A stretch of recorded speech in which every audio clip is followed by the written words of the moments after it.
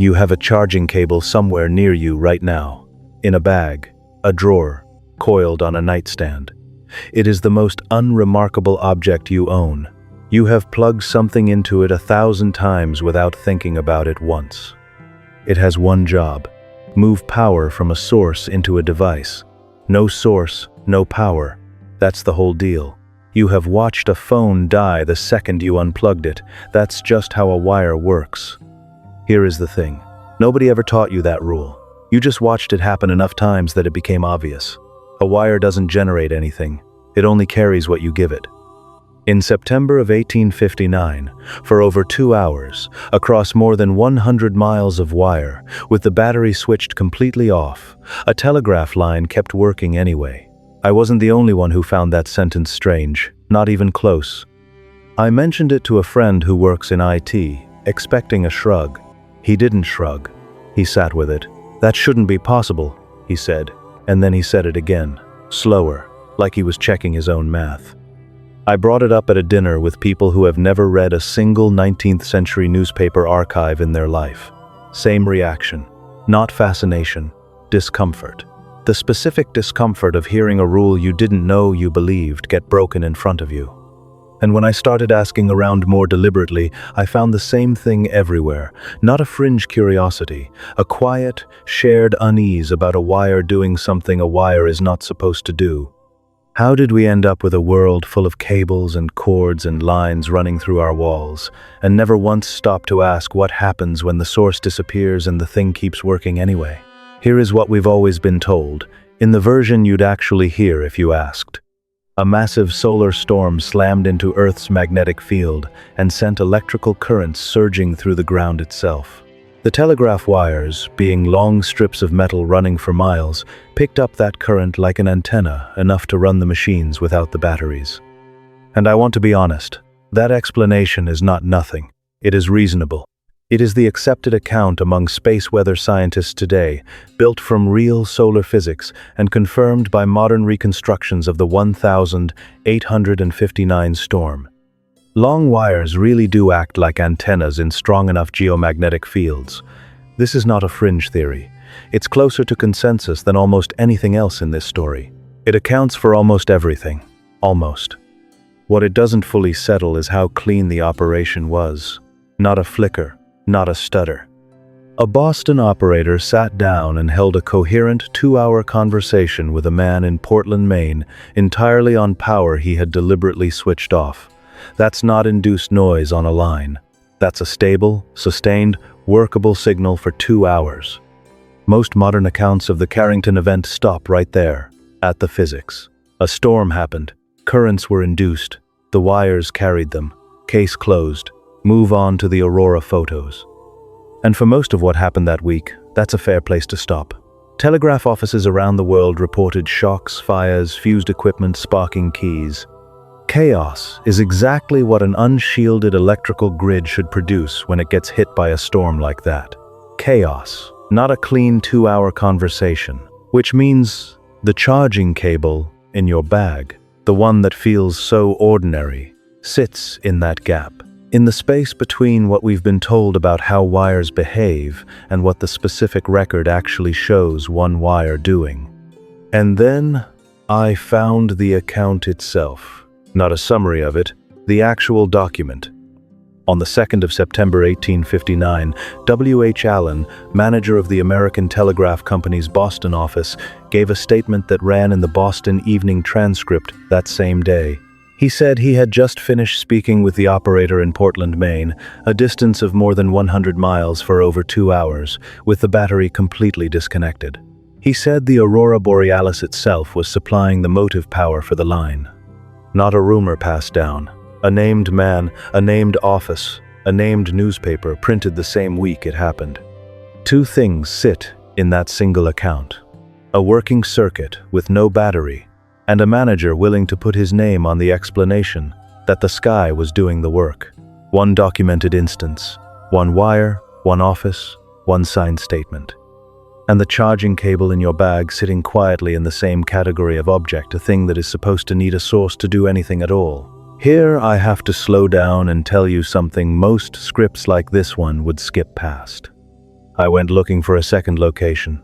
A different city, a different operator, a separate signed account, the same phenomenon. That's usually how this kind of story builds one place, then another, the pattern widening as you go. I didn't find a second named location with the same level of detail as Boston. What I found instead was broader and vaguer, and in its own way just as strange. The New York Times, on September 2 and 3, 1859, ran dispatches gathered from telegraph companies describing lines working, in their words, without the aid of any battery. Not one office, multiple companies, compiled in a single national paper, describing the same condition Allen described in Boston: batteries off, lines live. I want to be straight with you about what that is and what it isn't.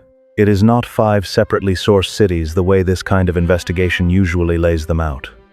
It's one fully detailed account from Boston, sitting inside a wider, less specific claim that this was happening at telegraph offices across the country. The record doesn't hand me 5 clean data points. It hands me one sharp one and one blurry, wide one. That gap is itself worth sitting with. A newspaper in September 1859 felt confident enough to print, without the aid of any battery as a general condition, not a single office's oddity. Something was making offices across a wide stretch of the country report the same impossible thing in the same week, even if the historical record didn't preserve every office's name the way it preserved Allen's. Different scale, same specific detail. Boston is precise. The nationwide reports are broad. Both describe the identical condition: line live, battery disconnected. I thought about padding this out, finding a 3rd, 4th, 5th location the way these investigations usually go, circle after circle, city after city. I could have found other Carrington Event stories and folded their details in as if they were separately documented instances of this exact phenomenon. I'm not going to do that. The honest version of this story has one sharply documented office and one broadly reported condition. That's a thinner chain than I'd like. It's also the actual chain the record supports, and I'd rather hand you something thin and true than something thick and partly invented. This is not the shape of a single anomaly happening once and getting repeated in the retelling. Something was widespread enough that a national paper treated it as a pattern worth naming in print days after it happened. And the charging cable in your bag has a version of it everywhere those reports came from. It's not one wire in one country. It's the same simple object, power source, wire, device, sitting in every office that filed a report that week. You were never handed something local. You were handed something that showed up, in some form, everywhere the wires ran. Here is what the official explanation requires you to accept, not as a conspiracy. As simple arithmetic. One office in Boston runs a clean, sustained 2-hour exchange with Portland on no battery. In the same 48-hour window, a national newspaper is compiling reports from multiple telegraph companies in multiple offices, all describing the same battery-off condition, all willing to put it in print under their own names. Different operators, different offices, no shared instruction sheet for what to do if the sky starts running your telegraph line. No prior drill for this. No coordination mechanism connecting Boston to whichever other offices phoned in dispatches to New York that week. All of them landed, independently, on the same specific description. Not, the line malfunctioned. Not, we lost signal, working without the aid of any battery. Let that sit for a second, with no interpretation attached to it. A geomagnetic storm can plausibly explain the physics of induced current in a long wire. What it doesn't automatically explain is operators in separate offices, with no way to compare notes in real time, independently choosing the same specific, calm, almost procedural language to describe something none of them had a name for. There was no telephone in 1859, no wire service reporting live conditions office to office. If Boston wanted to know what Philadelphia's line was doing that morning, someone had to physically send a message, and the only messages moving were the ones already behaving strangely. Any comparing of notes that happened after the fact. Once dispatches reached a newsroom in New York and got compiled into a single printed account. Whatever produced the matching language did it without the offices talking to each other while it was happening. I am not saying someone coordinated this. I am saying the coordination problem, how the description converged so cleanly across offices, without contact, doesn't have a clean answer inside the official explanation. And the official explanation has never been required to provide one, because the physics alone gets treated as if it settles everything.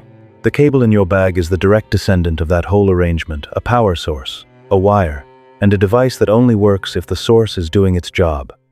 You are holding the modern version of the exact relationship that broke, briefly and cleanly, across an unknown number of offices in the same week, in 1859, for reasons the physics explains and the coordination doesn't. If this is the kind of gap in the official record you want laid out for you before the algorithm buries it, that's what this channel does. Subscribe, and I'll keep finding the ones like this. W.H. Allen sits at his desk in the Boston office on the morning of the 2nd of September 1859. He has just finished a conversation that should not have been possible. He was the manager of the American Telegraph Company's Boston office. His job, on paper, was mundane. Keep the lines running, keep the company's business moving. That morning, his job put him at the exact point where the ordinary explanation and the impossible result met each other. He held a working conversation with Portland, Maine, for over 2 hours, on a line he had personally disconnected from its battery. And instead of staying quiet about it, or filing it as a technical curiosity, he told the Boston Evening Transcript that the aurora borealis was supplying the power himself, on the record, under his own name. He was not making a discovery. He was doing his job, reporting on the state of his company's lines, and his job, done exactly as it was supposed to be done, put a genuinely strange claim into print with his name attached to it, where it has sat, verifiable, for over 160 years. The record doesn't tell us what Allen thought about it afterward, whether it unsettled him, whether he brought it up again, whether his superiors asked him to soften the language. The record just has the statement, dated, sourced, and signed. Allen did not know he was becoming the single most concrete human anchor point in a story that would still be circulating in 2026. The record doesn't show that anyone told him what his statement would mean later. That is either the most ordinary thing in the world, a manager reporting on his equipment, or it's the most important detail in this entire investigation. The record cannot tell us which. I want to be honest with you about what I cannot prove, not as a disclaimer, as the most important thing I can say in this entire video. I cannot prove what was actually happening at the offices behind the Nationwide without the aid of any battery reports, because the record doesn't preserve their names the way it preserves Allen's. I cannot prove whether that convergence in language was a real, independent pattern or partly an artifact of how one newspaper compiled and phrased multiple reports for print. And I cannot prove that the coordination gap I laid out in Beat 6 means anything beyond what plain physics, applied unevenly across offices with unequal skill and unequal luck, would produce on its own. What I can show you is the pattern. What I cannot show you is the intent, or even confirm there was a pattern beyond 2 data points, one sharp, one broad. A pattern without documented intent and without a full set of named locations is not proof of anything. It's a shape in the record that the official explanation hasn't been required to fully account for. I'm also aware that I went looking for a strange story, and I found one. Minds that look for patterns find them, especially when the source material rewards it. I'm not exempt from that. What I'm asking you to do isn't to trust my instinct that something's off here. It's to look at the 2 things I actually showed you, Allen's signed statement and the Times' compiled reports, and ask whether the ground-conducted electricity fully explains not just that the lines worked, but how cleanly and consistently they were described as working across however many offices actually filed those reports. It doesn't fully account for all of it. That's not my conclusion. That's the gap, and it's a real one, and it's exactly as big as the sources allow it to be, no bigger. I'll say the other honest thing too. There's a version of this story with 3 more cities in it, a bigger climax, a tighter case. I went looking for that version. I didn't find sources solid enough to stand behind it, so I'm giving you the smaller version instead: one named man, one signed statement, one compiled newspaper report. If that's less satisfying than a 5-city pattern would have been, that's the record's fault, not an attempt on my part to undersell it. There is one thing the record preserved that connects your cable to everything I've shown you. The original, the 3rd of September 1859 issue of the New York Times, containing the compiled nationwide dispatches describing telegraph lines working without the aid of any battery. It exists today. It's held in the Library of Congress's Chronicling America Digital Archive, free to view, free to search, sitting exactly where anyone can find it. It survived not because someone protected it as evidence of anything unusual. It survived because it was a newspaper, and newspapers from that period were archived as a matter of routine, with no one flagging that single issue as containing something worth a second look. Your charging cable is in your bag, or your drawer, or wherever you left it. It was there before you watched this. It'll be there after. Nothing about its plastic, its copper, its two ends has changed. What's changed is what you know about the relationship. It represents the one where a source feeds a wire and the wire feeds a device, and nothing works if that chain breaks. Except once, for at least 2 hours, in at least one fully documented office, and for an uncertain but real stretch beyond it, that chain didn't break when it should have. A manager named Allen wrote it down and signed his name to it. A newspaper compiled more of it than we can now individually verify, and printed it anyway, confident enough to call it a pattern. Your cable was not built for you specifically. It was built to do one narrow job, the same job every wire before it was built to do: move power from a source to a device. Nothing more, nothing less. It has no designation for the 1 week in human history when a wire like it, somewhere, briefly stopped needing the source at all. The Times issue that recorded that week remains, sitting quietly in an archive most people will never open. And if you look at it long enough, it tells you exactly how something this strange becomes a footnote. Not through disproof. Through the completely ordinary act of nobody ever going back to ask what it actually meant. Your cable has been part of your life since before you can remember owning one. You have never once asked it to prove it needs a source to work. You've just always assumed it does, because it always has, every single time, until the one time somewhere, once it didn't. What would you actually do the next time something you own stops working the way it's supposed to? If your first thought wasn't, "It's broken," but "What changed?"